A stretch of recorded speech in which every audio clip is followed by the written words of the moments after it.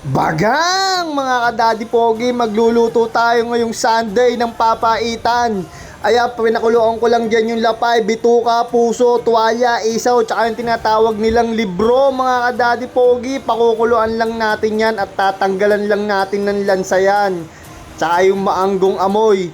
Aya, nilagyan lang natin yan ng daon ng laurel, asin mga kadadi pogi. Tapos sibuyas na pula, 2 piraso yan mga kadadi pogi.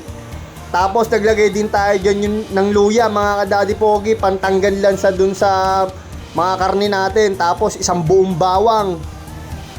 Pakukuluan lang natin yan na 1 oras mga kadadi pogi. Habang pinakukulo yan, magmi-mix and plus na tayo ng mga lalagay natin dyan panggisa. Ayan, 2 sibuyas na pula uli yan mga kadadi pogi. Tapos nyan yung syempre garlic. Tatadtarin natin yan hanggang sa mawala yung pagkabuo niya. Di natin patatawarin yan mga kadadi pogi. Tapos luya ulit. Bubuhusan natin ng ng luya para matanggal talaga yung mga niyan. Mga kung anik-anik yan mga kadadi pogi. 4 na pirasong siling haba o siling panigang, bahala ka na. 4 na pirasong siling demonyo. Ayan. Magsasangkot na tayo dyan ng mga minisimplas natin mga kadadi pogi. Para mabango yung karning lulutuin natin. Ganyan ka quality yan mga kadadi pogi. Kita nyo ba yung kawali? Bagong bago yan mga kadadi pogi. Para sa inyo yan.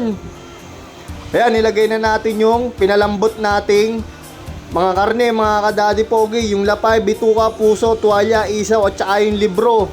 Halu-haluin lang natin yan at iibabaw natin yung bawang sibuyas at luya dyan.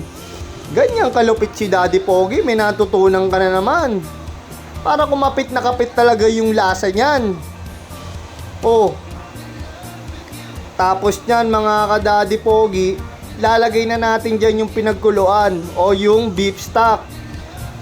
Kita nyo yan, malapit na tayo sa exciting part ng natin, ng pagkain natin mga kadadi pogi. Hindi ko alam kung kanin ba ihahain ko sa lamesa o sandamakmak na beer ang o-ordering ko sa tindahan.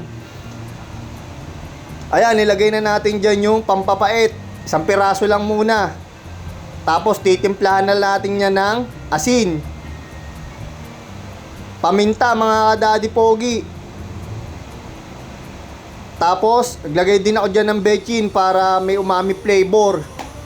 Habang kumukulo yan, nilagyan na natin yan ng siling haba o siling panigang. Sabi ko sa iyo, bahala ka na. Tapos yung original na sinigang mix. Optional lang yan mga kadadi pogi. Pero pwede kayong maglagay dyan ng santol, kalamansi, lemon, alateris, bayabas, pakwan at kung ano-ano pa. Kita nyo ba yan? Oh, amoy pa lang yan. Sigurado ka dyan, makaka3 pinggang kanin o 1 case ng Red Horse. Patay na naman ng Megout. Naglagay din tayo dyan ng 2 Toblerone para lasang-lasa. At syempre, titimusan muna natin yan. Tingnan mo kung gaano kainam yan. 4 na piraso, isang kutsara. After tikman yan, ayan na, nilagay ko na yung siling demonyo para may sipa at may anghang. At syempre, hindi natin makakalimutan mag-shoutout kay Jay Soske, Dantes Juan ng taga Novaliches at sa Rivera, Tondo, Manila. Maraming salamat sa pagtangkilik ng ating mga video mga kadadi pogi. At ayan na nga, at lumapag na ang ating finished product na papaitan mga kadadi pogi. Happy Sunday! Inuman na! Arrivederci! Babush!